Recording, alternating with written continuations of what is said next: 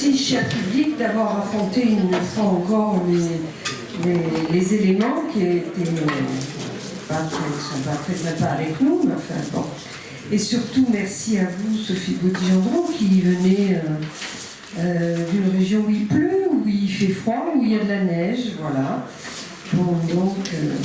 Mais avant de donner la parole à Jacques Martin, je voudrais remercier toutes celles et tous ceux qui ont pris leur adhésion et rappeler à ceux qui ne l'ont pas encore fait à quel point nous en avons besoin. Non pas pour faire du chiffre, comme dirait mon banquier, mais pour réaliser quelque chose ensemble. Alors vous le savez, c'est une manière pour chacun d'entre nous et d'entre vous de s'approprier le CML et d'en faire un espace public qui ne cesse de produire un savoir partagé. Voilà. Alors, nous travaillons sur la thématique, la même thématique l'année prochaine, c'est-à-dire ce à quoi nous tenons vraiment. Je pense que ce thème est très, très porteur et que nous avons encore beaucoup de choses à dire. Et nous vous invitons à nous dire par mail ce que vous aimeriez voir abordé en amphi l'année prochaine. Alors, certains d'entre vous l'ont déjà fait, et nous sommes ravis de votre participation. Voilà. Écoutez, je pense que vous allez avoir une conférence magnifique. Je cède la parole à Jacques Martin qui va se faire un plaisir de vous présenter. Sophie, je donne... Voilà. Docteur en sciences politiques, Sophie Baudy-Gentot est professeure émérite à l'Université de la Sorbonne Paris 4, chercheuse rattachée au Centre de recherche sociologique sur le droit et les institutions pénales. Elle a dirigé, en collaboration avec Jacques Carré, le Centre de recherche sur les études urbaines pendant 20 ans. Politologue, américaniste, consultante sur les questions de désordre urbain, elle a donc l'expérience de ce qu'ont été les évolutions urbaines au cours de ces 30 dernières années. Les différents projets de recherche auxquels elle participe actuellement explorent les problématiques des représentations et des perceptions de la ville, de la pauvreté, des exclusions urbaines, des modes d'intégration des populations immigrantes. Les derniers ouvrages qu'elle a publiés analysent les politiques urbaines en regard de la violence, même si elle affirme qu'en France, il s'agit d'une violence de basse intensité. Certes, comparé aux États-Unis, il n'y a pas que la peur a toujours accompagné l'histoire de la ville, que contrairement à un discours convenu, les villes ne doivent pas nous faire peur. C'est par elles, et elles seules, que vont se reconstituer des communautés modernes, diverses et unifiées. Face au désordre que peuvent les villes, je laisse la parole à Mme Sophie Gauthier-Gendron.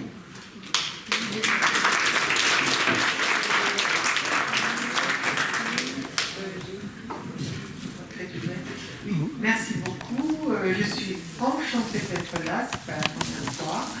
Et je voudrais remercier à nouveau le Collège Méditerranéen des Libertés, Marie-Paul et Jacques de m'avoir invité sur ce thème magnifique, ce à quoi nous tenons vraiment, et à la suite une longue lignée de prestigieux conférenciers.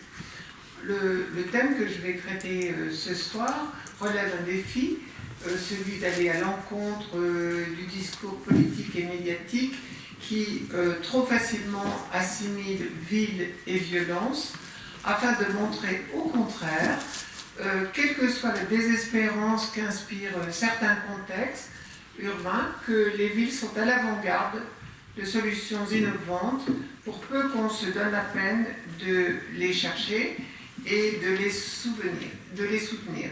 Et je le ferai dans une approche comparative. De plus, elles seules peuvent tenter des solutions qui ne seraient pas réalisables à l'échelon d'un pays. Alors, quel est le contexte? Nous vivons à l'heure de la mondialisation, de l'interdépendance des États, de la domination de la finance, que la mondialisation favorise la formation de désordres sociaux, de révoltes, de soulèvements, ce n'est pas du tout évident à première vue. Pour autant, selon les contextes, selon les sociétés, les récentes évolutions de l'ordre du désordre dans les métropoles et les réponses institutionnelles qu'elles suscitent indiquent un changement. L'accroissement du désordre sur la voie publique apparaît comme symptomatique de transformations majeures, et ce sujet est d'autant plus d'actualité qu'on peut se demander si le désordre public inclut le terrorisme religieux pour les villes attaquées et les questions qu'il pose. Et si j'ai le temps, je reviendrai à la fin de mes propos sur cette importante question. Et dans un premier temps, je suis chercheur et non journaliste, donc je voudrais préciser les termes que j'emploie avant d'analyser avec vous brièvement deux études de cas de désordre très différentes et de répondre à la question posée. Si je ne suis pas claire, vous pouvez lever la main et j'expliquerai davantage. Une même dialectique lie étroitement ordre et désordre. Toutes les sociétés s'appuient sur un type d'ordre pour fonctionner avec cohésion selon des normes partagées.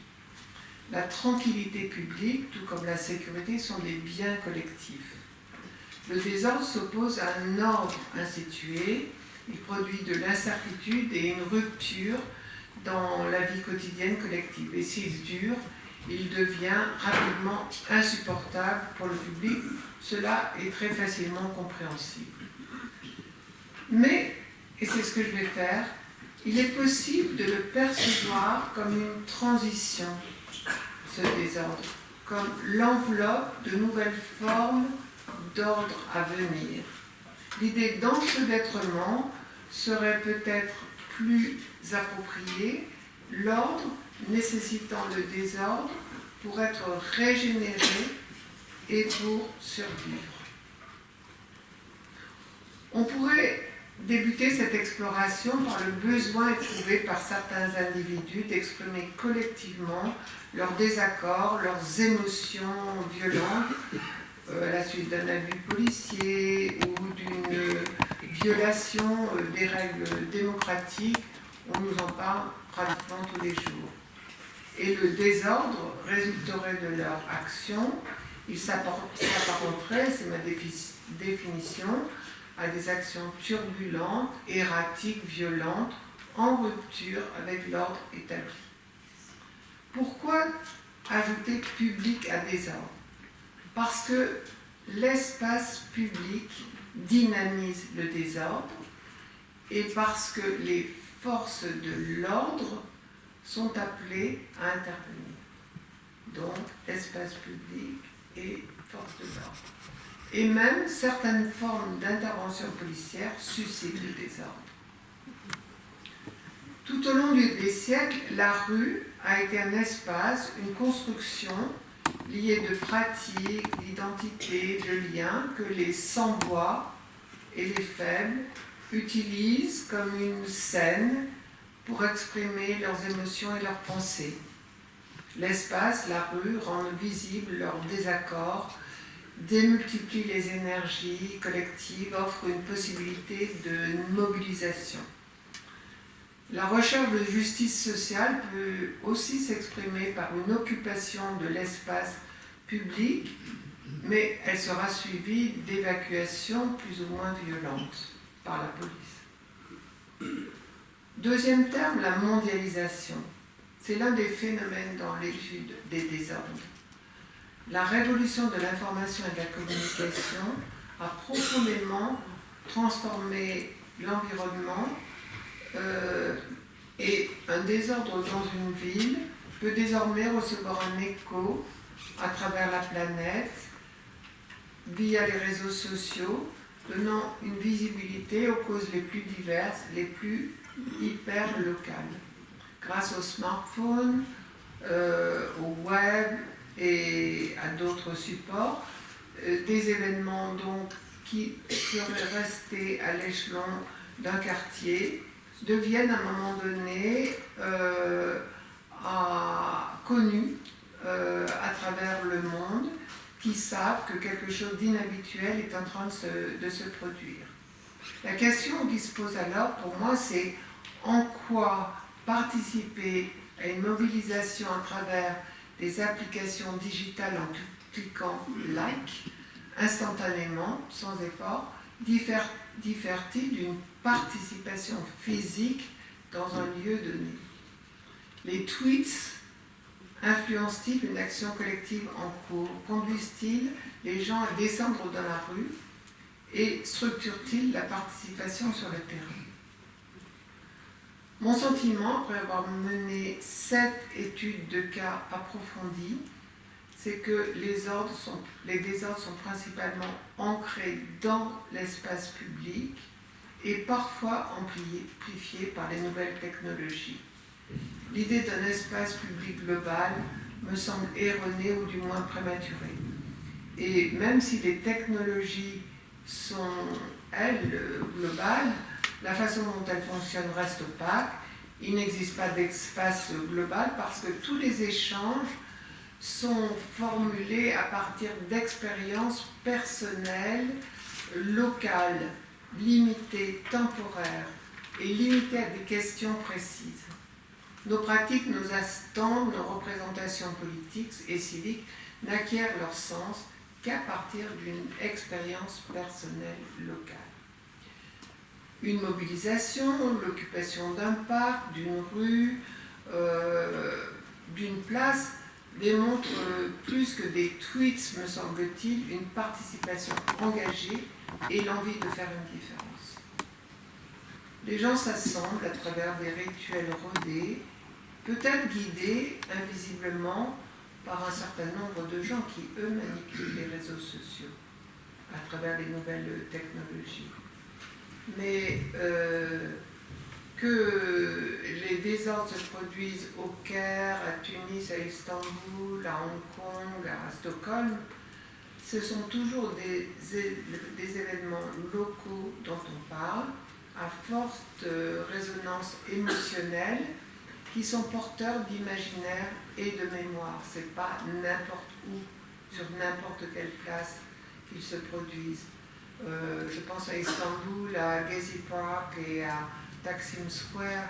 Ce sont des lieux qui symbolisent des luttes historiques qui ont du sens pour les gens. Et lorsqu'en 2013, les gens s'y rendent avec des Blackberries et des portables, c'est dans l'intention d'appeler l'attention de ceux qui vont suivre ce qui se passe sur leur portable. Donc, déjà, le premier sens, c'est la dissémination de l'information. C'est là la première interprétation. Et la seconde, c'est évidemment qu'une fois l'événement connu, vont exister des actions d'imitation, des sortes de contagion collective. Par exemple, en 2011, après l'occupation de Wall Street, 900 villes dans 82 pays auront des espaces occupés.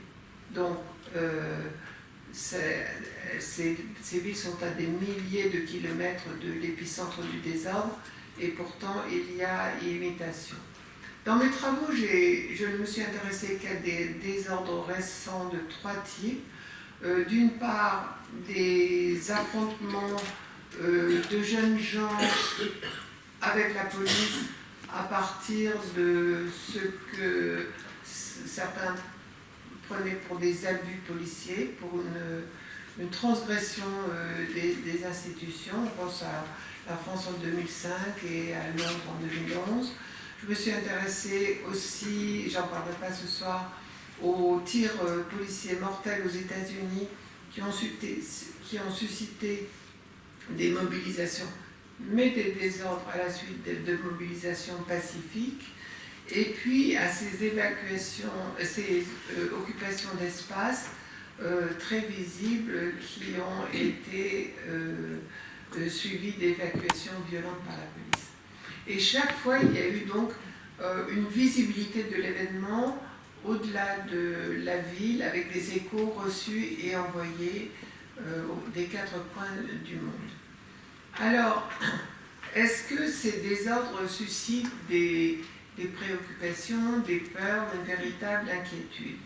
Il est intéressant de regarder ce que disent les recherches européennes à ce sujet.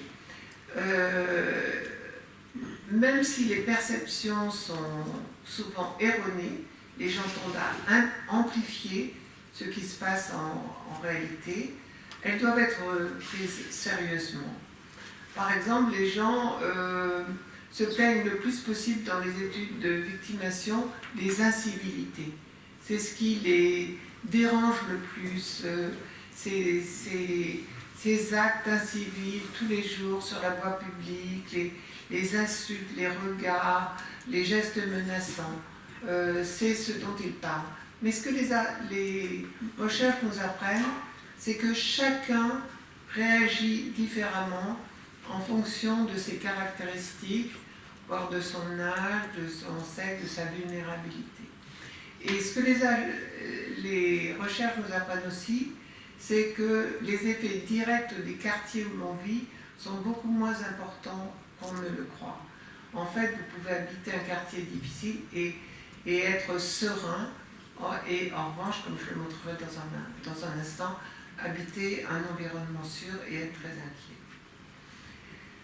Donc, pour résumer, les personnes dotées d'un faible capital social ont un plus grand sentiment d'insécurité, mais les quartiers dans lesquels on vit ont moins d'effets directs qu'on ne le pense. On apprend aussi que les perceptions des risques, la vie quotidienne est emplie de risques, ces perceptions viennent souvent de rumeurs et pas d'expériences personnelles, elles viennent de on-dit, de choses qui ont été racontées.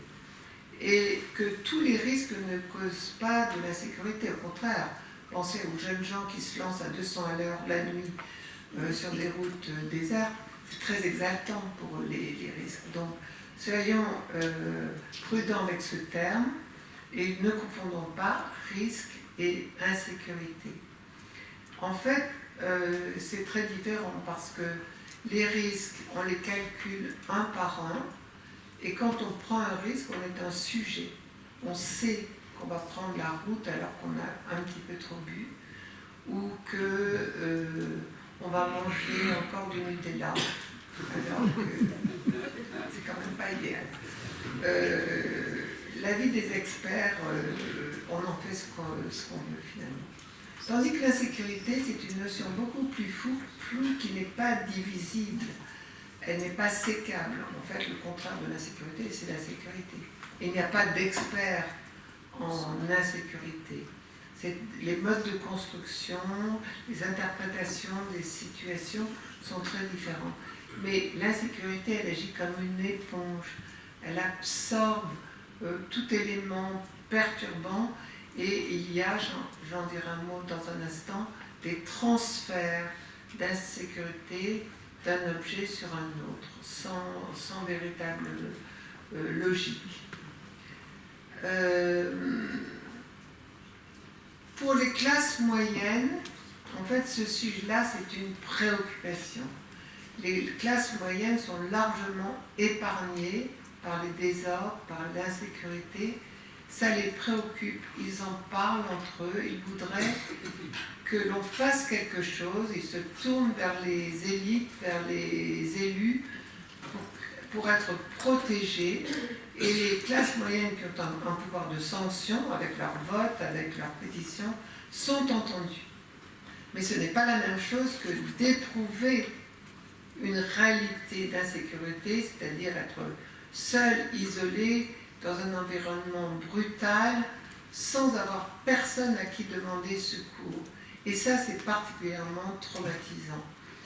Ne confondons pas les deux. Les chercheurs comme Robert Castel nous disent aussi de faire très attention entre l'insécurité économique et l'insécurité civique. L'insécurité économique, elle est très fondamentale. C'est la peur de perdre son travail, la peur du déclassement social, le sentiment de sa vulnérabilité, et qui est un sentiment tellement angoissant que dans les enquêtes, les gens n'en parlent pas, mais préfère parler de l'insécurité civique, c'est-à-dire de désigner les Roms qui se sont installés à proximité, ou les jeunes maghrébins qui font trop de chahut le soir et qui les embêtent. Ça, on peut en parler. Mais la peur de se voir chuter socialement est trop angoissante pour qu'il le mentionne. Donc je vous tendrai le cas d'une recherche fort intéressante qui a été faite en région parisienne avec René Zoberman et son équipe. Les Parisiens sont ceux qui sont le plus victimes. C'est ceux qui sont le plus attaqués dans le métro, volés, cambriolés. Et pour autant, ils ont suffisamment de capital social et culturel pour faire la part des choses.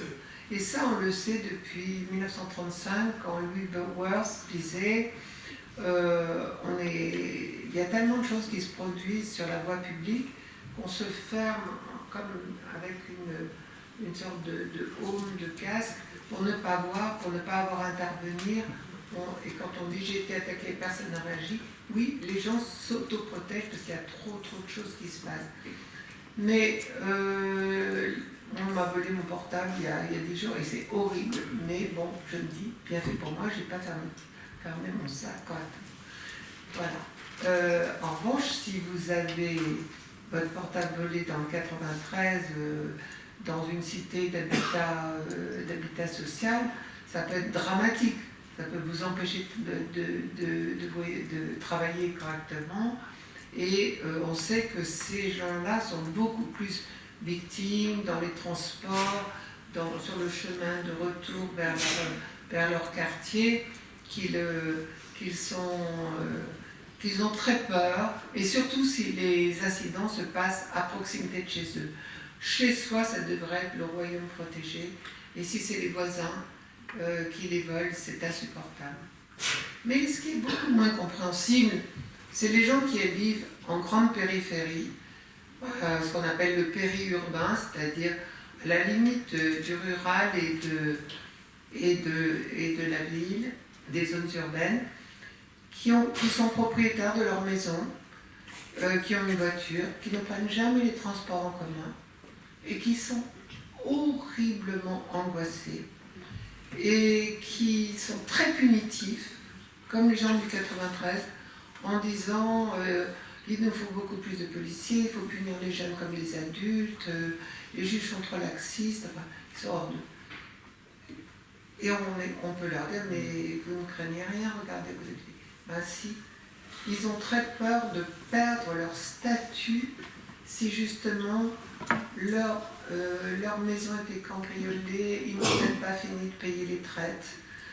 Si leur voiture était vandalisée, ils n'ont peut-être là aussi. C'est une voiture qui n'ont pas la capacité de changer, etc. Donc en fait, ce que je vous disais il y a un moment, c'est cette insécurité économique qui est transférée sur l'insécurité civique. Je suis dans les temps, ça va. Donc très rapidement, je vais prendre 2 études de cas qui peuvent vous être familières. Je n'ai pas choisi Hong Kong ni Istanbul pour que ça ne soit pas trop exotique, mais je vais vous parler simplement pour faire des oppositions de 2005, ce qui s'est passé donc, dans la région parisienne, principalement en 2005, et puis de ce qui s'est passé aussi dans la ville de la mondialisation par excellence, New York. Et ce n'est pas une comparaison évidemment terme à terme, ça n'aurait aucun sens, mais c'est pour vous montrer les effets et voir oui, à quoi ça sert ces changements, ces désordres-là, et comment on y a répondu surtout. Alors, 2005, en fait, c'est peut-être le plus grand désordre historique, puisqu'il a duré 3 semaines. Mais ce qu'on oublie de vous dire, et ça a été encore confirmé par une recherche récente le mois dernier impliquant des mathématiciens, des spécialistes des algorithmes, c'est que dans aucun lieu ça n'a duré plus de 3 soirs. C'est-à-dire que ce qui s'est passé, c'est qu'il y a eu un phénomène de contagion d'une localité à l'autre, mais dans aucun lieu, et c'est toujours le cas avec les désordres que j'étudie depuis si longtemps, ça ne dure jamais plus de 3 soirs. Donc, l'impression cependant qui a fasciné le monde entier, c'était que la France était à feu et à sang. Ben, je ne sais pas s'il en était à Toulon, mais en tout cas à Paris, la bourse continuait à monter et les gens regardaient les désordres à la télé comme un film, et puis ils couchaient bien dans leur lit à Montargis en très grande sécurité. Donc, faisons attention au pouvoir des médias qui ont de rendre tout semblable. Ensuite, les jeunes ont un répertoire relativement limité. En France, comme en Suède, ils brûlent les voitures. Ce n'est pas du tout le cas en Angleterre. En Angleterre ou aux États-Unis, ils pillent les magasins. Il y a une sorte de surmoi de consommateurs qui prend le dessus. Pour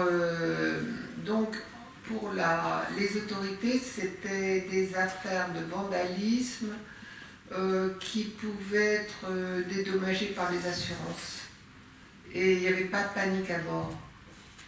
Est-ce que c'était des mouvements politiques comme certains observateurs ont voulu le croire? Il y a eu tellement de commentaires qu'on a appelé ça les émeutes de papier. Tout le monde y allait de sa petite analyse. Et on a dit que c'était des jeunes gens sans dirigeants et inorganisés, nihilistes, etc. C'est un peu rapide. En fait, c'était des jeunes gens, contrairement à moi, mai 68, où on parlait énormément. C'était des jeunes gens qui ne parlaient pas parce qu'ils n'avaient rien à dire à des dirigeants dont ils n'attendaient rien. Mais ils agissaient avec leur corps, avec leurs mouvements, ils confrontaient, et ils avaient donc un pouvoir, le pouvoir de bloquer des rues, des espaces, d'interrompre le cours des choses dans une localité. Et puis surtout, ce qu'ils faisaient avait une résonance pour les jeunes gens du même âge, et ça allait laisser une trace dans l'imaginaire et dans l'imagination, parce que même quand généralement, on arrête de participer à ces événements-là quand on a 25 ans, après 25 ans. Mais quand ils auraient 25 ans, moi je parlais à ceux-là, eh bien ils se souviennent bien de ce qui s'est passé. Et ça a été une forme d'apprentissage. Même si beaucoup ont regardé, très peu agi, ils étaient 30 ou 40 à agir avec des barres de fer et vouloir régler des comptes. C'était peut-être pas au hasard qu'ils brûlaient un centre ou une école. Ils ne le faisaient pas tout à fait au hasard. Donc, c'était l'arme des faibles dont ils se servaient, d'une sorte de visibilité qu'ils cherchaient à avoir, eux qui sont tout le temps négligés, ignorés, et dont on n'entend pas la parole. Dans le cas de Wall Street, c'est quelque chose d'extrêmement différent, qui ressemble pourtant, puisqu'il y aura confrontation de jeunes gens et de la police, sauf que ce n'est pas les mêmes jeunes gens. Ce sont des jeunes gens plutôt instruits, généralement appartenant aux classes moyennes, et qui se servent très très bien des réseaux sociaux. Au départ, ce sont des anarchistes qui occupent un endroit qui s'appelle Zuccotti Park, mais ce n'est pas du tout un parc, c'est un lieu très bétonné, il n'y a pas un seul arbre. Il y a des immeubles tellement hauts qu'on ne voit jamais le soleil.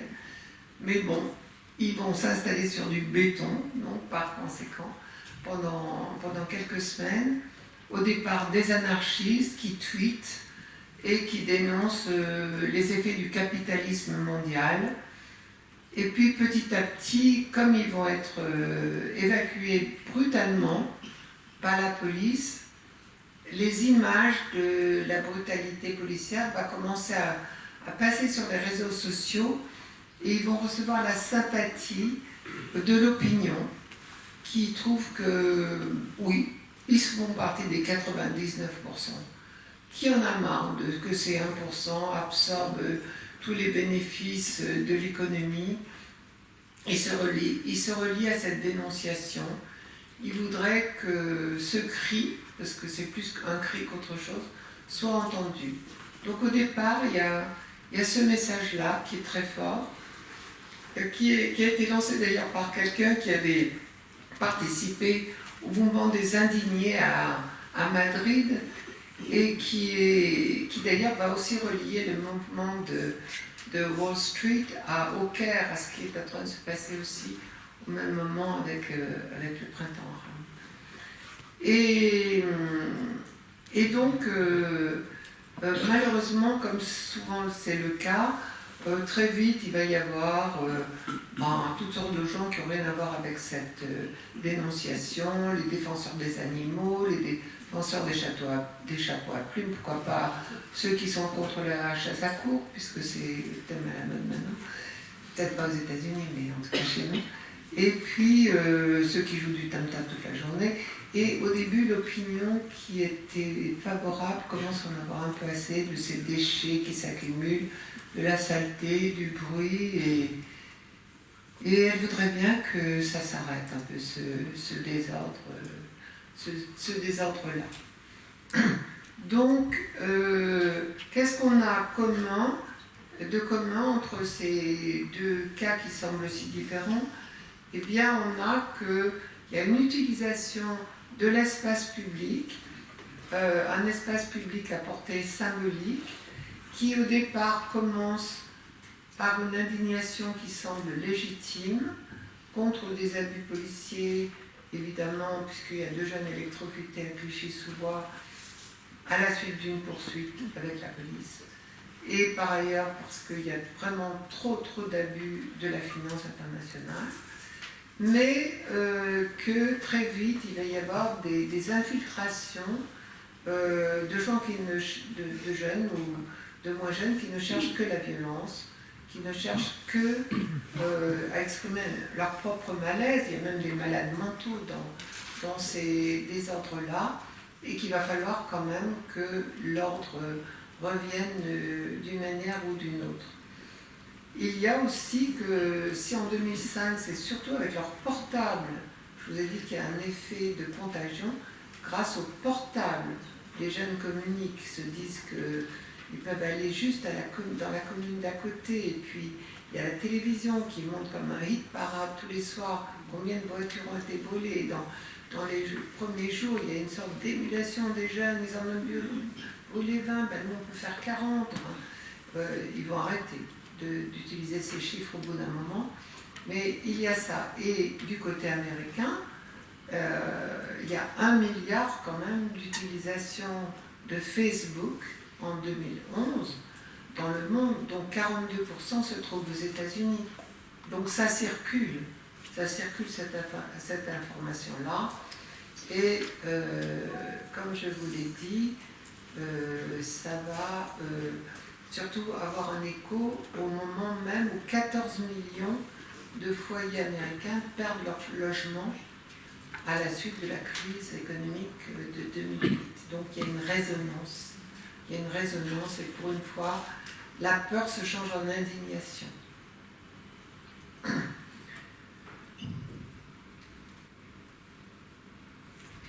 Est-ce que ces mouvements apportent des changements? En fait, ils vont se désintégrer rapidement, ce qui ne veut pas dire pour autant qu'ils ne sont pas importants, parce que, comme je vous l'ai dit, ils vont laisser une trace dans la mémoire. Et comme le disait Samuel Beckett, même si le mouvement a échoué, il a mieux échoué, en fait beaucoup mieux, et on a pu observer de vrais signes de progrès.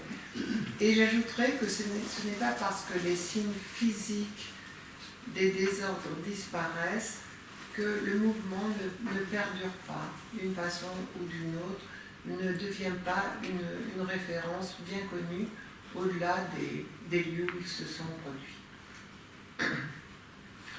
Alors, troisième élément, Il y a eu donc les manifestants, les participants, les observateurs, la police. La police est l'élément essentiel dans cette dramaturgie. Police est un terme trompeur. On parle de quoi quand on dit police? La police nationale française qui ne rendait compte qu'à l'État, qui est envoyé là où on lui dit d'aller et qui peut être multé au bout de 18 mois, n'a rien à voir avec la police de New York, forte de 40 000 hommes, qui répond à un maire, le maire qui peut muter le chef de police si ça ne lui plaît pas, mais pour avoir parlé des journées entières avec les dirigeants, qui est doté de ressources et d'une expérience très considérable. C'est véritablement impressionnant. Moi, vieille femme âgée, chercheur, la police française, c'est tout juste si elle ne m'a pas claqué le téléphone sur le mur. Enfin, quand même réussi à avoir quelques petits éléments de réception, mais pas grand-chose. Tandis que, aussi bien à Londres qu'à New York, ils étaient enchantés de partager leurs expériences avec moi et de discuter avec moi de mes questions et de réfléchir avec moi des réponses possibles. J'aimerais bien que ce pays change, mais c'est pas encore là. Ce n'est pas encore là. Alors, donc,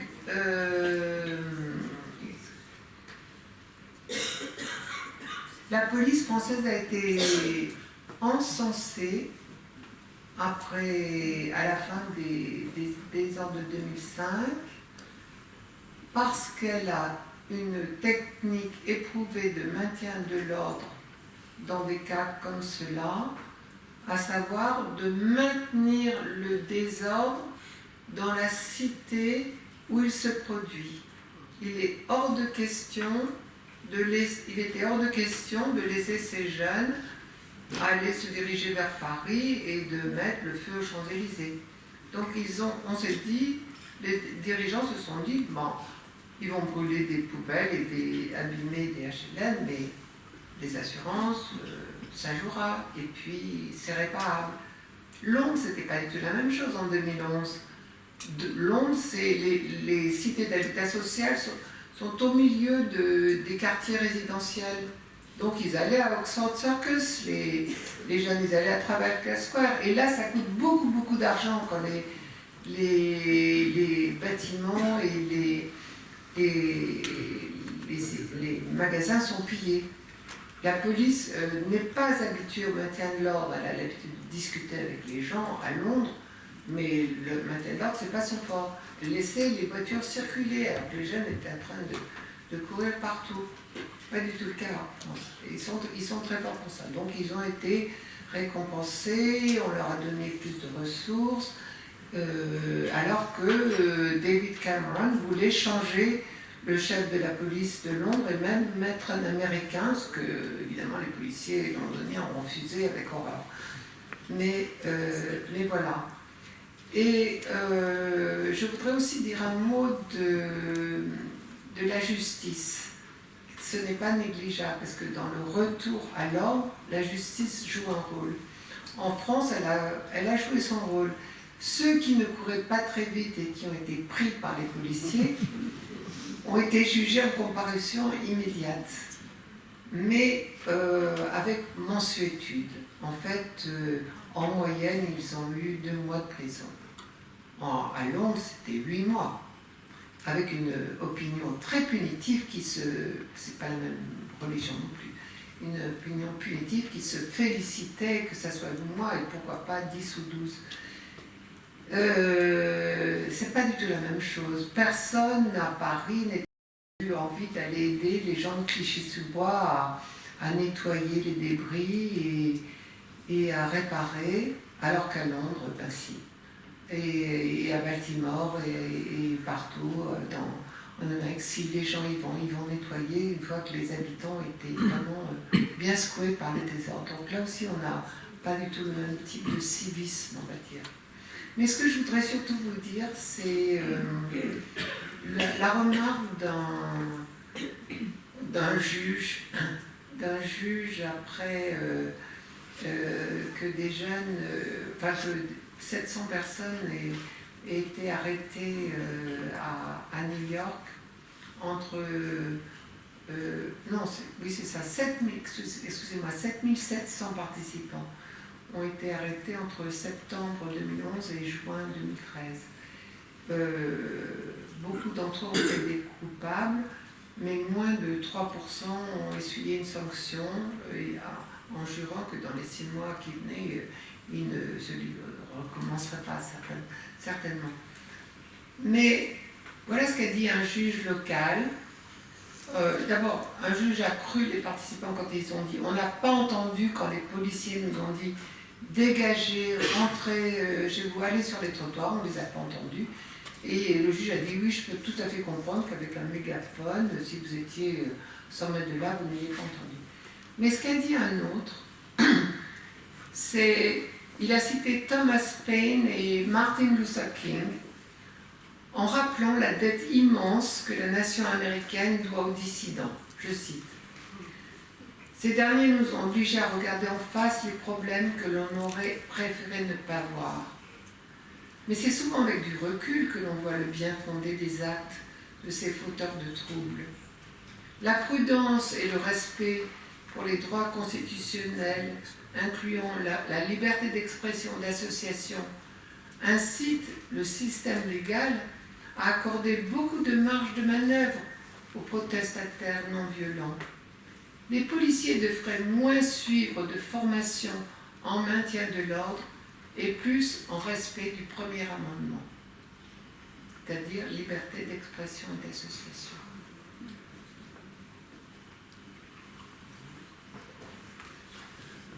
Alors, que nous apprennent encore les recherches? Eh bien, on sait ce qui ne marche pas. On n'a aucune preuve que l'augmentation des patrouilles de police, un meilleur équipement, une stratégie plus sophistiquée, l'intensité de la surveillance, on sait que cela n'a pas d'effet sur la diminution des désordres de la petite délinquance parce que les policiers ne se trouvent jamais précisément au moment où ça se produit. On sait aussi que, je cite, la police n'empêche pas la délinquance, c'est là l'un des secrets les mieux gardés de la vie moderne. Les experts le savent, la police le sait, mais pas l'opinion. Il s'agit là d'un mythe. On sait que la prison ne marche pas. Pour autant, la tentation pour les États, c'est d'utiliser la répression. La répression est populaire. Depuis le 11 septembre, on réduit très fortement les libertés sous couvert de sécurité. Et en France, en tout cas, l'état d'urgence est prolongé. Et cela a été dénoncé par les commissions de droit civique. On sait aussi que ce qui ne marche pas, c'est de refuser les demandes de migrants qui sont souvent les plus entreprenants dans leur pays,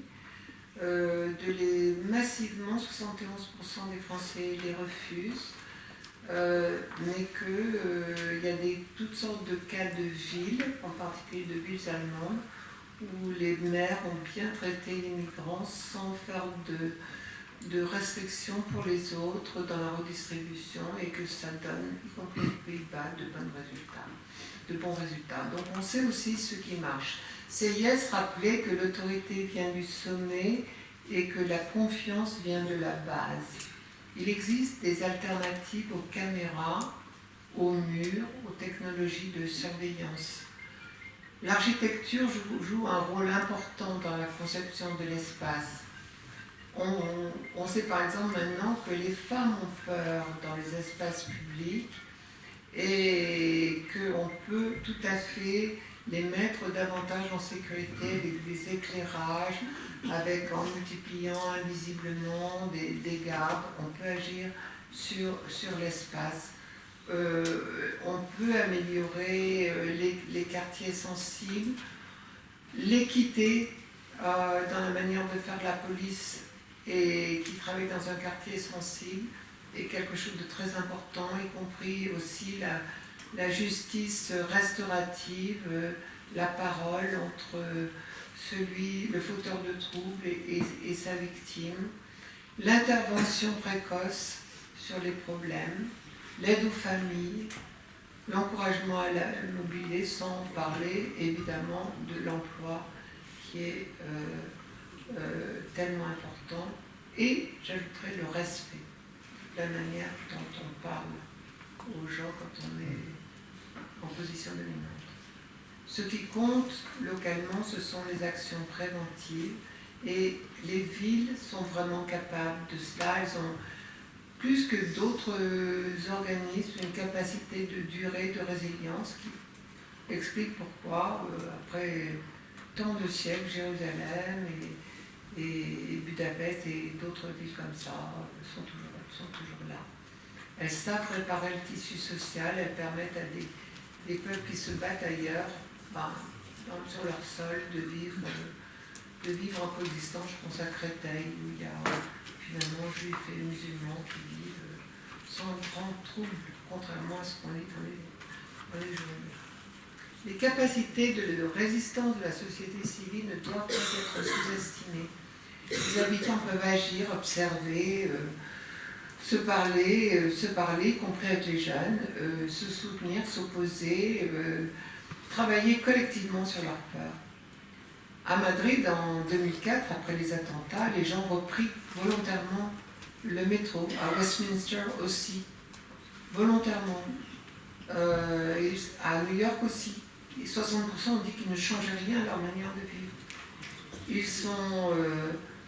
Ils sont aussi beaucoup à ne pas confondre hospitalité et hostilité, et à aider à leur échelle les migrants quand ils le peuvent. Il est alors plus aisé pour les élus motivés d'imaginer, d'articuler, de poursuivre et de mettre en œuvre une vision d'une ville juste s'ils peuvent s'appuyer sur des groupes motivés. Avant de terminer, je voudrais... Est-ce que j'ai encore un peu de temps ? Avant de terminer, je voudrais dire quelques mots de la première source d'inquiétude des Français, à savoir, selon les sondages, à savoir la menace terroriste qui frappe en premier les villes, et on comprend facilement pourquoi. La question mérite d'être posée dans la mesure où le terrorisme s'apparente à la définition que j'ai donnée tout à l'heure, des actions turbulentes, erratiques, violentes, perturbant la tranquillité publique, visant à rompre l'ordre établi et à détruire les valeurs collectives. Les auteurs émanent des marches sociales,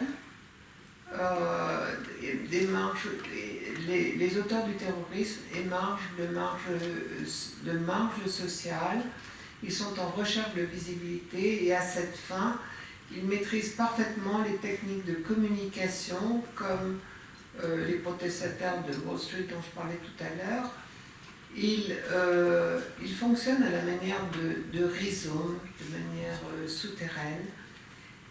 La capacité de nuisance de ces acteurs énigmatiques se révèle à leur manière de penser, de communiquer, d'opérer, mais également par leur agilité dans le renouvellement de leur répertoire au sein de la guerre asymétrique qu'ils livrent au sein du monde musulman et contre l'Occident, bien évidemment. Les villes, les premières touchées, se doivent donc de réagir au plus vite. Les actes terroristes, pour ma part, ne sauraient se comparer au désordre que j'ai évoqué tout à l'heure, car s'ils immobilisent une ville, et pas seulement les aéroports et les ports, pour eux, l'espace n'est qu'un instrument. En fait, ils vont bien au-delà. C'est toute l'échelle d'une société qui est visée. Et un tel défi, un tel stress ouvre une ère de rupture, une ère de transition, car la gestion de l'ordre public, telle qu'elle était pratiquée jusqu'alors, apparaît obsolète. On n'imagine pas encore celle qui s'imposera dans 10 ans ou 20 ans. Les vieilles technologies ont perdu leur efficacité face à ce nouveau défi. Ainsi, l'outil suprême de l'État en France, l'état d'urgence, est controversé. Il est censé répondre à des dangers nationaux, et non à des menaces sans frontières. On ne saurait mettre fin, dit Bernard Manin, à un phénomène susceptible d'être déclenché par n'importe quel groupe dans un monde de 7 milliards d'habitants. On ne peut s'attendre à mettre fin à ce danger quand la fin est si incertaine et si difficile à déterminer. Et c'est ce que je pense. Donc le terrorisme n'a pas les caractéristiques des désordres dont j'ai parlé et il est d'une autre nature. Je conclus. Donc je vous ai dit que dans l'imbrication des actions sur le terrain et des actions sur les réseaux sociaux, les unes apparaissent plus décisives que les autres.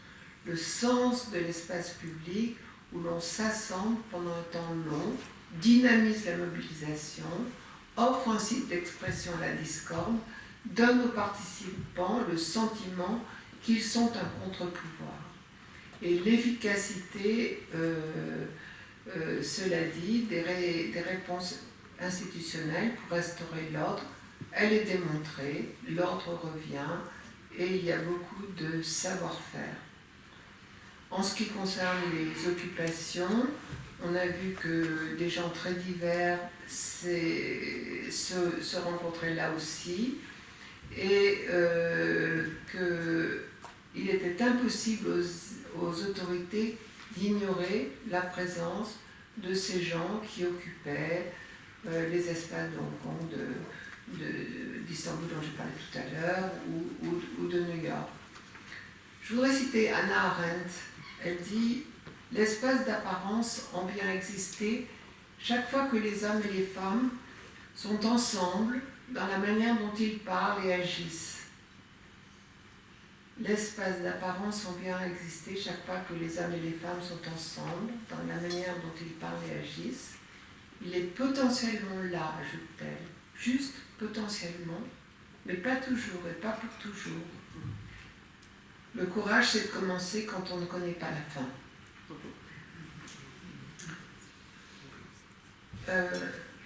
C'est vrai.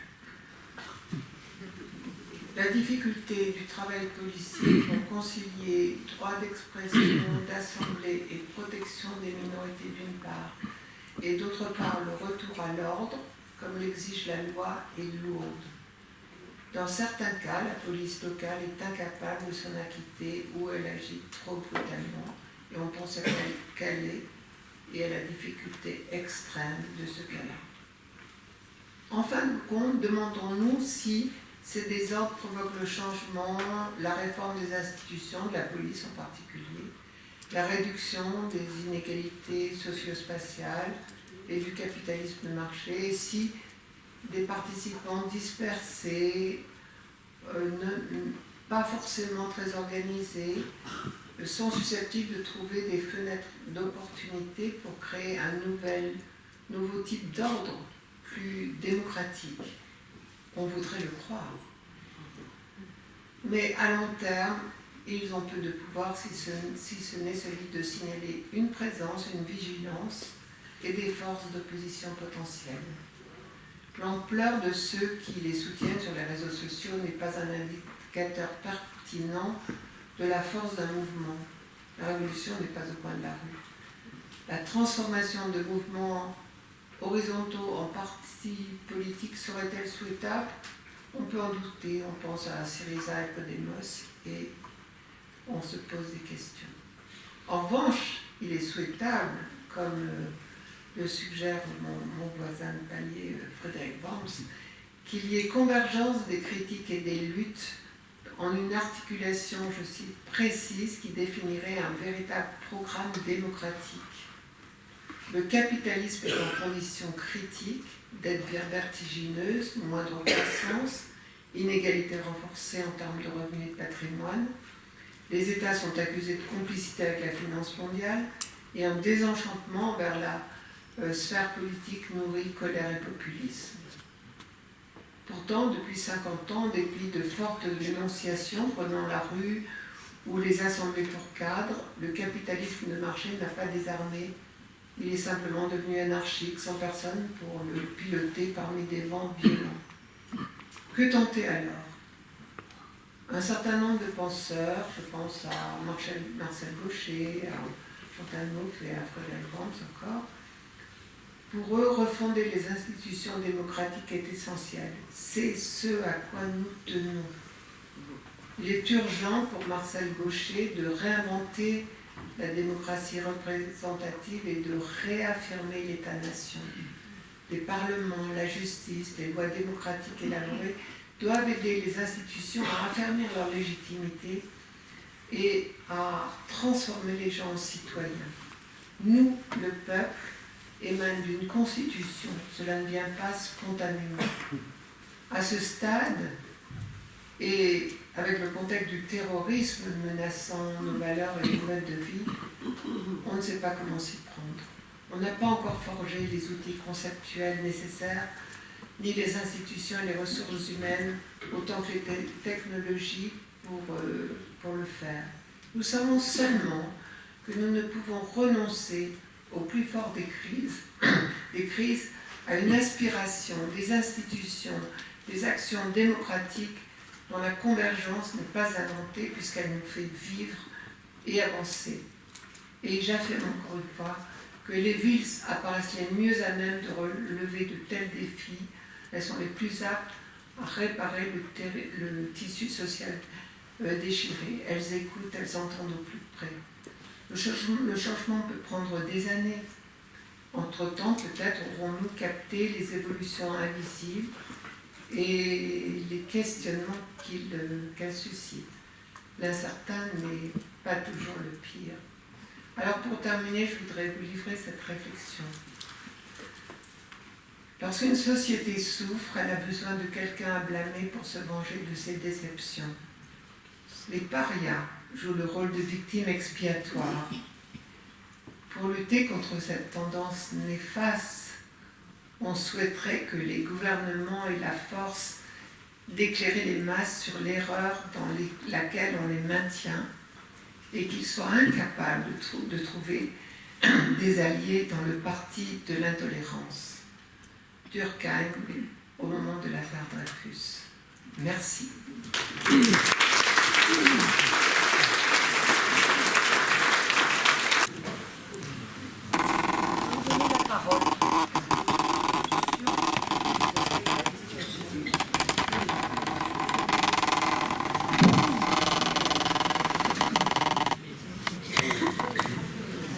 Bonsoir mesdames, merci beaucoup pour votre exposé qui personnellement m'a passionné.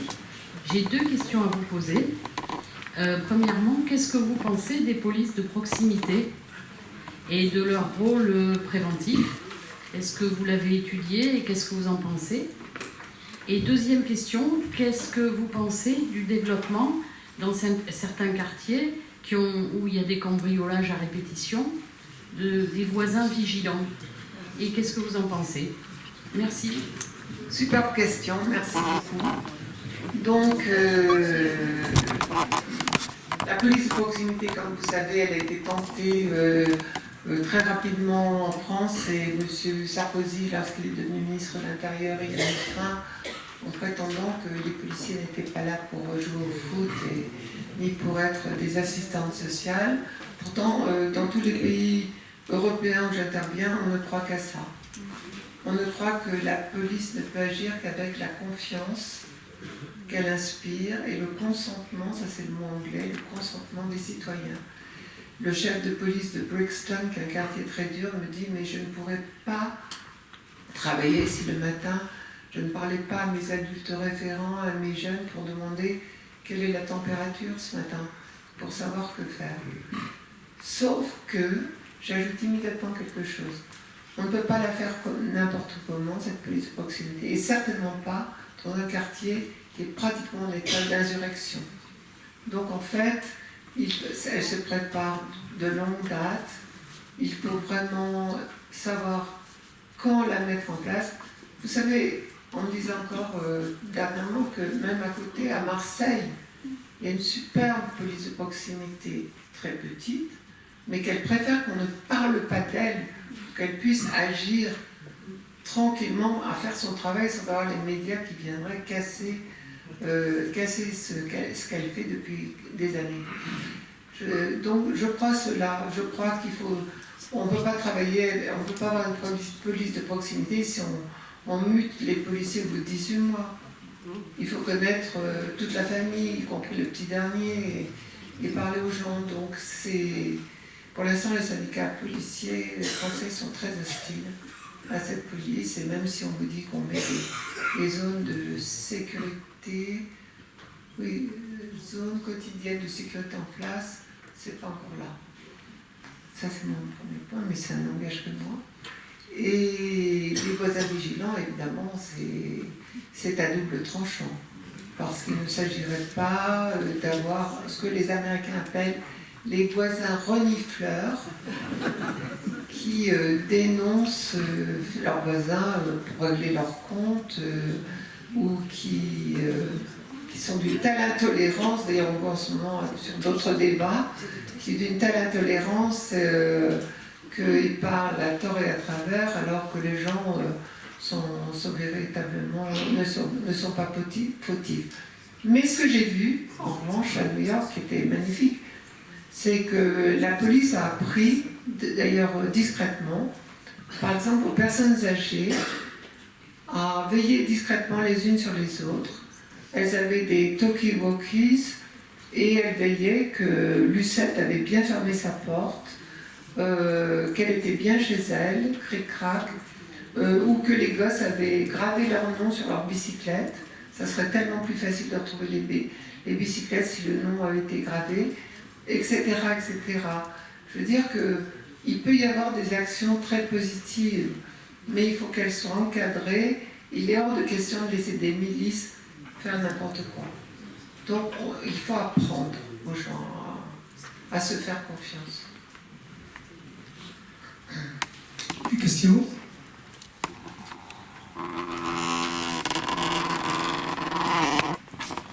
Vous avez dit la révolution n'est pas un coin de la rue.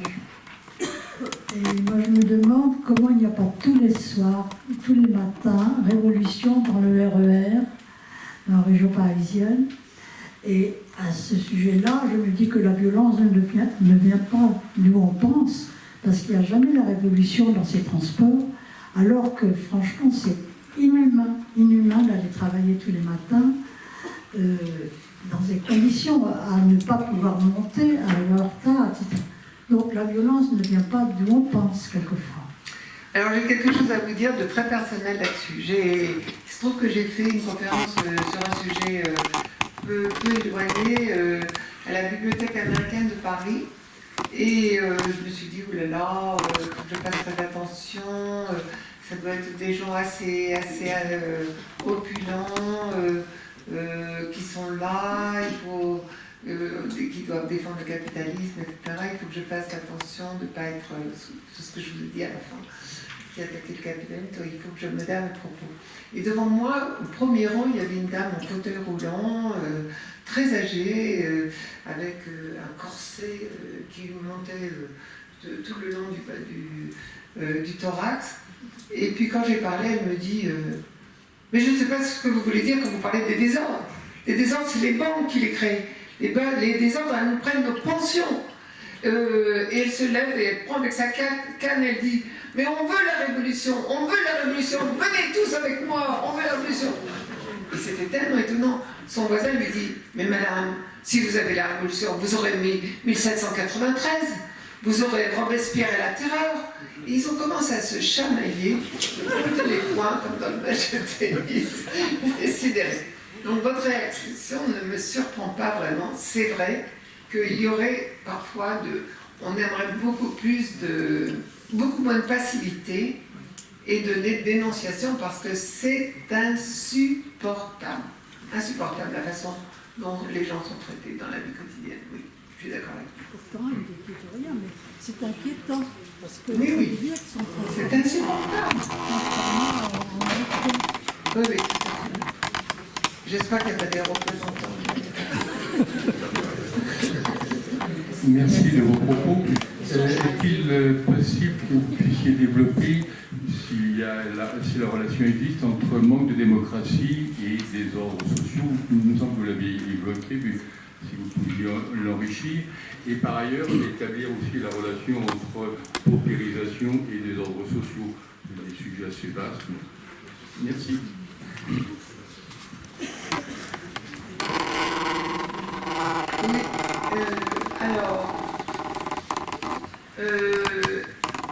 Moi, ce qui serait facile pour moi, c'est de répondre avec un cas qui n'est pas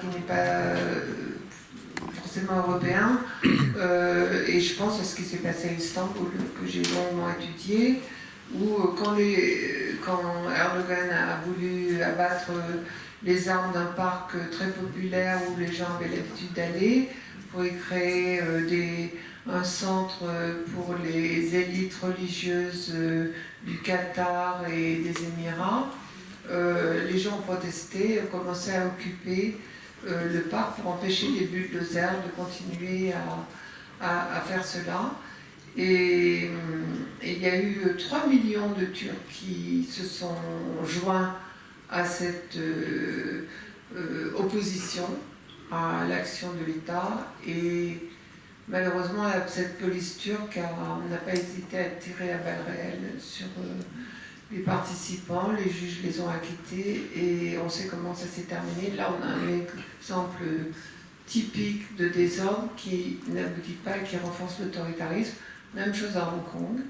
Ces jeunes gens voyaient de plus en plus les élites chinoises leur prendre leur boulot, leur logement, et alors qu'ils étaient extrêmement méritants. Ils ont dénoncé la violation par la Chine des accords qui avaient été passés avec l'Angleterre, comme quoi Hong Kong resterait un espace démocratique, et la Chine leur a imposé, à la tête du Conseil législatif, des candidats qui seraient choisis par la Chine et non pas par des gens de Hong Kong. Et bien, il y a eu des occupations d'espace et une police extrêmement brutale. Et ce sont les anciens qui soutenaient les jeunes gens qui les ont suppliés d'arrêter en disant on ne veut pas vous voir en morceaux et le sang couler. Et aujourd'hui, ces jeunes gens sont en prison. Et qu'est-ce qu'on peut faire? L'Occident a protesté, les consuls, les ambassadeurs ont protesté, mais qu'est-ce qu'on peut faire? Régime autoritaire, non démocratique, là, on s'incline. Mais ils ont eu le courage, comme j'ai dit tout à l'heure, de commencer sans savoir la fin. Ils ont entrepris quelque chose sans savoir la fin. Alors, voilà, manque de démocratie, c'est évident. En ce qui concerne... non, il n'y a pas du tout de lien entre pauvreté et désordre, pas du tout. Pas du tout. Vous avez, par exemple, le cas Beauvau-en-Velin, quand ça a été... quand les désordres ont commencé en 90, Vaux-en-Velin venait d'être totalement réhabilité par le maire qui voulait en faire une vraie vitrine. Mais il y a eu un incident qui a été très mal toléré. Vous vous souvenez de jeunes en moto poursuivis par la police, dont un infirme. Et la ville a été mise à sac. Et en 2005, on a pensé que les quartiers qui en 80 avaient fait le bazar allaient se réveiller. Ben non. Il y avait eu des leçons qui avaient été tirées précisément avec les maires et les entourages des maires. Les maires s'étaient appuyés sur des cellules qu'ils avaient constituées de conseillers et ça n'a pas bougé. Donc comme quoi, c'est pas du tout évident pour nous, les chercheurs, de prédire quoi que ce soit.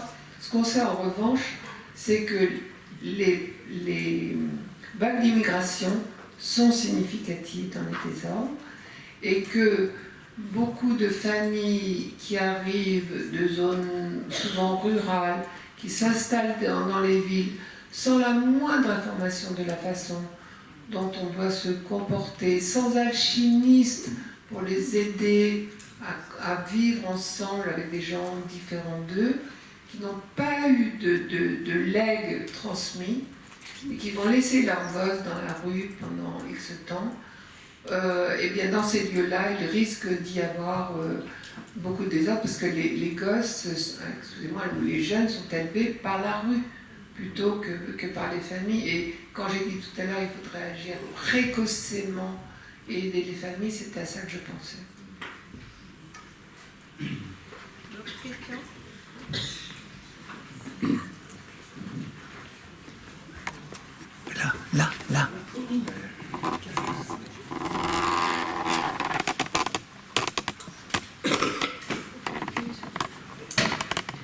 Madame, vous nous avez dit que la perception que l'on a de la sécurité ou de l'insécurité est très personnelle. Et vous nous avez dit en outre que ceux qui ont un fort capital social semblaient... Micro, plus près. Pouvez-vous développer ce que vous appelez capital social? Merci. Simplement, disons, des informations que l'on a intériorisées qui permettent de relativiser les chocs que l'on reçoit. Et c'est une vraie chance d'avoir reçu soit par sa famille, parce que la famille a parlé de choses qui s'étaient passées, pensez aux gens qui ont souffert pendant la Seconde Guerre mondiale et qui en ont parlé, les enfants savent ça, qu'il y a eu des réactions extraordinaires de leur famille. Et ils ne vont pas, le jour où ça va leur arriver, commencer à dire qu'on leur a volé leur goûter, peut-être. Hein. Je prends un exemple absurde exprès. Mais aussi, comme j'ai dit tout à l'heure, c'est abominable quand on a... Moi, j'ai quand même perdu toutes mes photos, toutes les photos de mes petits-fils et tout ça. J'avais pas de double, mes contacts et tout. C'est affreux, mais il y a tellement pire. Mon capital social et culturel me permet de relativiser. C'est ça que je voulais dire. Si j'étais peut-être isolée, sans avoir eu ce récit-là auquel je peux me relier, peut-être que je le vivrais très très mal. Et il va de soi aussi que si on court moins vite que les jeunes délinquants, on se sent beaucoup plus vulnérable. Parce que c'est le col du fémur qui parle. Oui, on a prétendu que lors des émeutes d'Aulnay notamment, c'était en partie parce que les trafiquants de drogue ne faisaient plus leurs affaires que ça s'est arrêté. Est-ce que vous avez des informations? Je pense que c'est aussi absurde que de dire que les gangs de Los Angeles sont violents parce qu'il manque de vitamine C. La ville a distribué des oranges et je vous assure qu'il n'y a pas eu moins de désordre.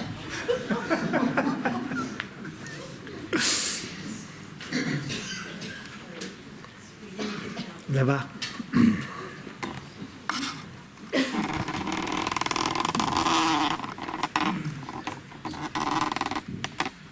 Merci madame. L'exiguïté des lieux m'empêche de me lever convenablement, mais je vous remercie de votre intervention. Et au résultat, après vous avoir écouté, je continue à me demander ce que vous cherchez.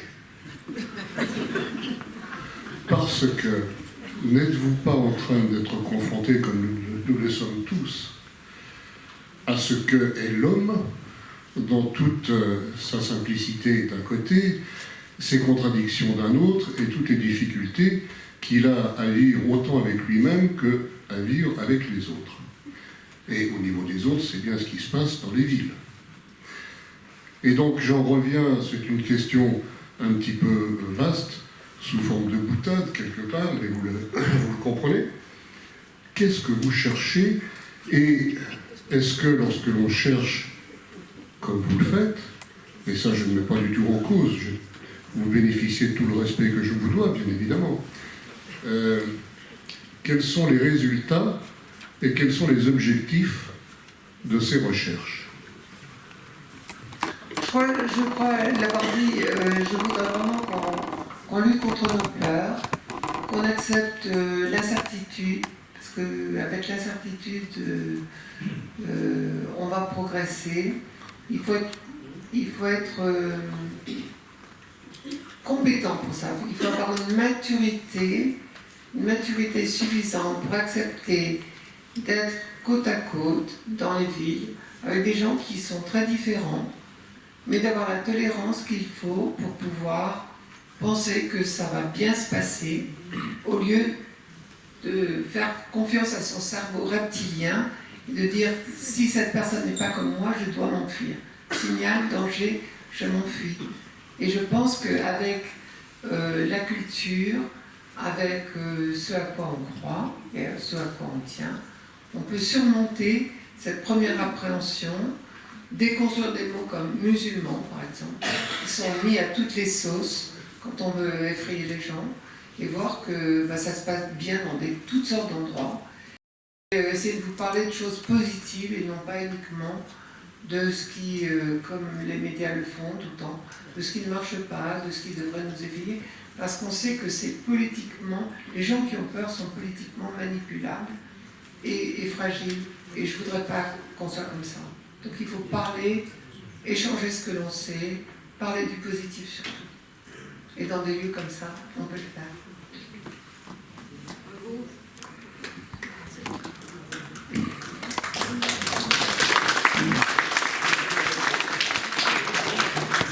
Bonjour madame. Coluche disait Coluche disait la société c'est comme les mobilettes, ça marche au mélange. Or, nos sociétés sont de plus en plus clivées, pour ne pas dire ghettoisées, et je pense que c'est cette absence de lien, et on a toujours peur de quoi? On a toujours peur de ce qu'on ne connaît pas. Et est-ce que ça ne passerait pas aussi cette solution à ces phénomènes, ces symptômes de violence, par un accroissement d'une politique de mixité immobilière déjà dans des villes qui ont d'un côté, pour résumer, les bons quartiers et de l'autre tout simplement les quartiers sans aucun qualificatif. Il y avait une lettre que François Mitterrand avait envoyée à Henri IV en lui disant Sire, je vois que l'on construit dans votre ville les beaux quartiers d'un côté et les pauvres de l'autre, mais craignez que si cela continue, les balles viennent ricocher jusque sur votre couronne et que les dodus en fassent les frais. Je vous invite donc ce soir à souper avec moi pour en discuter. Et Henri IV avait répondu mon cher, tu es malin comme un hanneton, mais j'apprécie ton école de sagesse et je viendrai souper ce soir avec toi. Et c'est tout à fait ça. Il faut lutter contre la ségrégation, bien sûr, donc lutter contre les peurs, les représentations. Et je vous donnerai un exemple très concret. Quand Anne Hidalgo a voulu construire 2 foyers d'accueil pour les migrants dans le 16e, ils ont été incendiés. Mais maintenant, ils disent tous que ça se passe très bien. Que ça se passe très bien. Et je pourrais vous en citer des exemples et des exemples. Pareil entre les juifs new-yorkais et les autres qui ne voulaient pas de noirs. Et bien ça s'est très bien passé. C'est une question de dosage aussi, de ça. Il ne s'agit pas de mettre 8000 personnes d'un seul coup, mais en faisant les choses de manière intelligente et en expliquant et en parlant et en préparant les esprits et en commençant dès l'école, j'en suis persuadée, et dans les centres où vont les enfants après l'école, on peut vraiment faire du bon travail. Et on connaît des exemples de ça, de ce qui peut marcher. Mais il faut que les crédits suivent. Il faut que les crédits suivent, parce que souvent vous avez quelqu'un qui fait un travail magnifique et puis toc, les crédits sont coupés tout le temps. C'est trop dommage.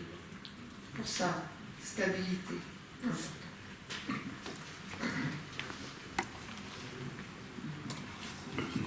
Bonsoir, merci pour vos propos positifs.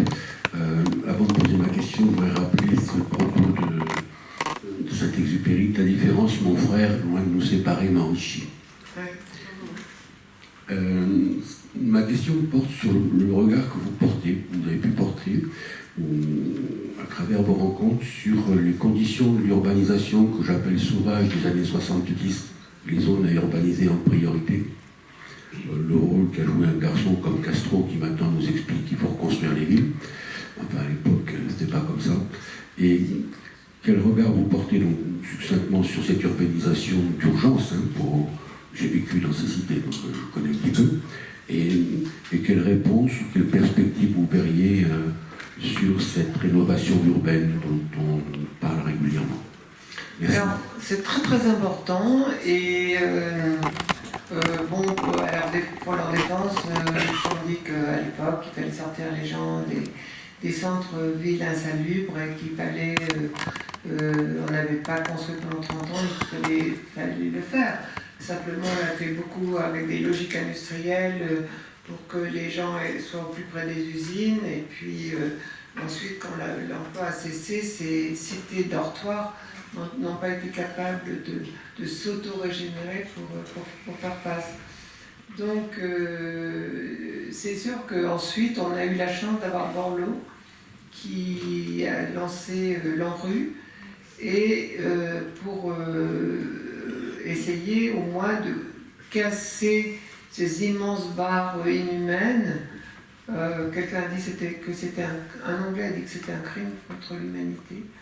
Ces barres-là, on a oublié de mettre des parcs et de tout ce qui fait une ville, des restaurants, des lieux d'accueil, des bancs. Et les maires dans la politique de la ville, les maires se sont jetés sur ces programmes de rénovation, dite rénovation urbaine. Et c'est vrai que les cités avec des immeubles à taille moyenne sont beaucoup plus agréables, des éclairages et des trottoirs sont plus agréables à regarder.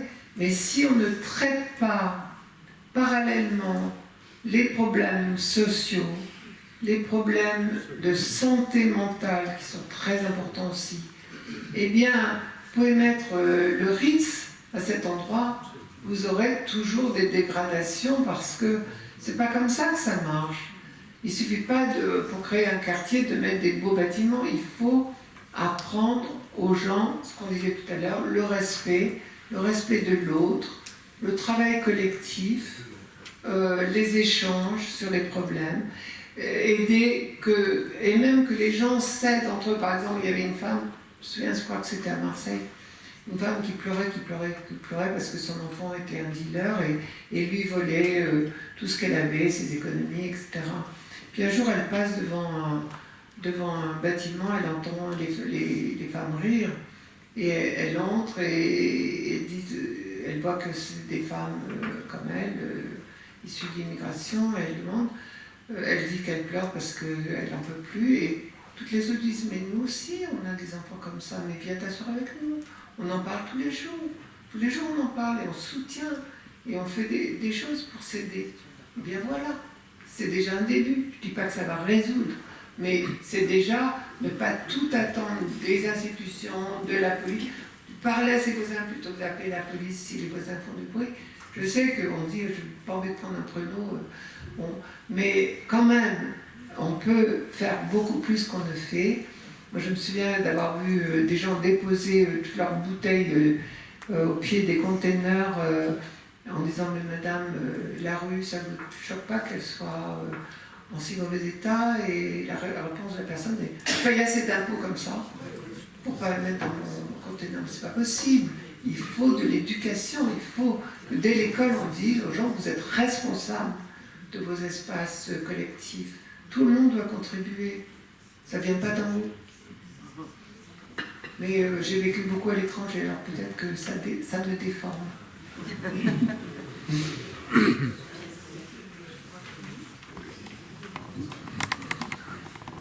Bien, écoutez, je crois qu'on va s'arrêter. Simplement, vous savez, vous avez parlé du capital social et d'histoire du téléphone portable. Désolée, je vais citer une anecdote parce que vraiment, on est à deux opposés. J'étais dans un établissement scolaire où, au début des téléphones portables, on a senti que vraiment là, il se passait quelque chose. Et le chef d'établissement avait interdit qu'on amène des téléphones portables. Puis évidemment, il y en a toujours qui résistent et qui récidivent. Et donc, un jour, le chef d'établissement a confisqué le téléphone portable d'une jeune fille. Enfin, et la mère est arrivée dans le bureau du chef d'établissement, les poings faits, et il lui a dit, mais monsieur, si vous me donnez pas vous me rendez pas le téléphone portable de ma fille, je me suicide. Non, c'est une vraiment. Et il lui a dit, mais madame, ça la fait rire, si vous voulez. Ça lui a semblé tellement disproportionné et tellement incohérent. Et elle a sorti un cutter et s'est tranché les veines du poignet. Bon. Je veux dire, là, on en était au degré zéro du capital social. Parce que ça, c'est une anecdote, mais je veux dire, ça nous a tous laissés sans voix. D'abord parce qu'on n'avait pas de réponse. Maintenant, il y a autre chose qui me touche beaucoup dans la question des villes, c'est que les villes ont une histoire et elles ont une mémoire. Et que une ville, par exemple, ce qui se passe, Marseille n'est pas Strasbourg, Toulon n'est pas Marseille, et que chaque ville, il faut prendre du temps, il faut se l'approprier, il faut l'apprivoiser, il faut rentrer dedans, il faut... et on a posé la question de la police de proximité. Je ne sais pas comment ça fonctionne dans la police, si les policiers... combien de temps ils restent, ce sont des fonctionnaires, est-ce qu'ils changent souvent de lieu, parce que il y a quand même, il faut du temps pour apprivoiser une ville, et donc on ne peut pas muter les gens comme ça. Je pense que ce qui se passe à Toulon, c'est pas ce qui se passe même à Bossé, même au Castellet, même à Bandol ou à Saint-Cyr, je ne sais pas, les choses sont différentes. Mais moi, ce qui me rend très optimiste, c'est que je me dis que les villes nous appartiennent et elles vont être ce que nous en ferons.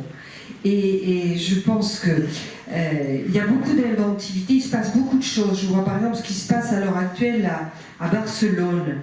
Ils ont mis en place dans les quartiers, ils ont fait comme ça une dizaine de quartiers et ils ont mis en place ce qu'ils appellent des Fab Labs, c'est-à-dire des laboratoires de fabrication, qui sont des lieux ouverts dans lesquels les mairies ont mis, les quartiers ont mis une technologie de pointe. Il y a des imprimantes 3D, il y a des lasers, il y a enfin une technologie de pointe qui est ouverte à tout le monde. Ça veut dire n'importe qui, ça peut être un architecte, un étudiant, un lycéen qui veut venir dans ce lieu pour échanger, pour travailler, pour recevoir à la limite, puisque chaque fois que quelqu'un invente quelque chose, il laisse une mémoire, et cette mémoire, on peut la retrouver. C'est en train de devenir des lieux de parole, des lieux d'échange, et là, on est dans une sorte de convivialité, de partage, qui n'a rien à voir avec j'ai envie de dire, avec cette vision de la ville qui ne peut être que dans une vision policière et sécuritaire et d'affrontement. Voilà. Je pense que... chaque ville peut s'inventer.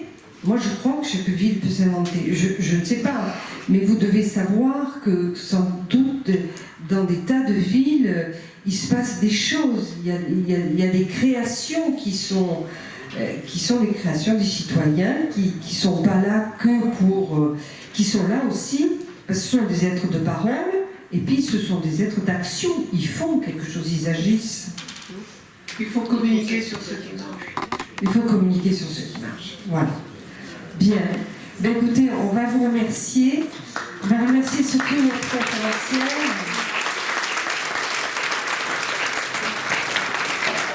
Et magnifique. Et puis je vous invite à venir le 12 mars avec Caroline Roland-Diamant, qui est spécialiste des États-Unis, de la question de l'égalité aux États-Unis.